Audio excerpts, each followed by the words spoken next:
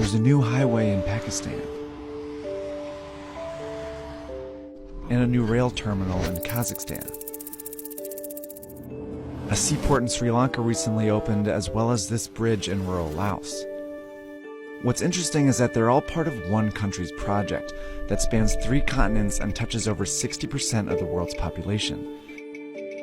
If you connect the dots, it's not hard to see which country that is.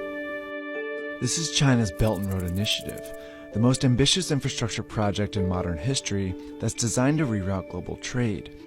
And it's how China plans to become the world's next superpower.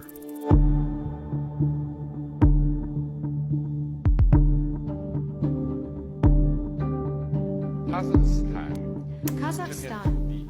It's 2013, and Chinese President Xi Jinping is giving a speech in Kazakhstan, where he mentions the ancient Silk Road, a network of trade routes that spread goods, ideas, and culture across Europe, the Middle East, and China as far back as 200 BC.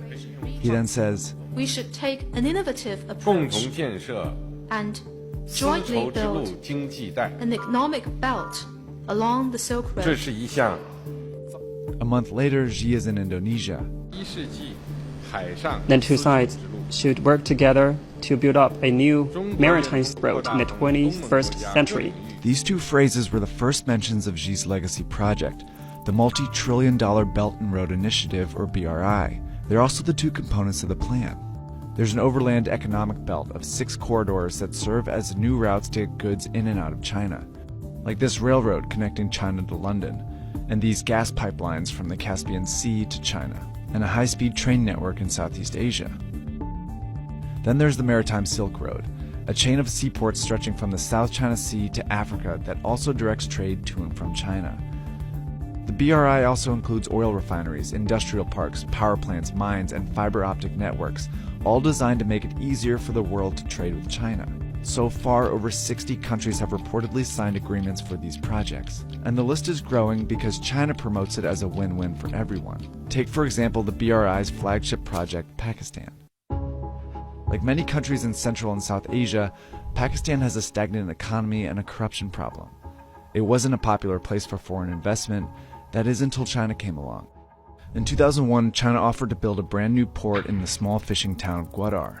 By 2018, the port, as well as a highway and railway networks, became a $62 billion corridor within the BRI.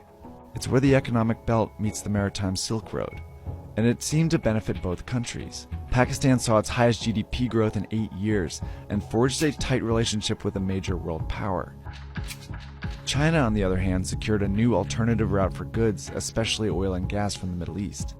Through projects like these, it also found a way to boost its economy.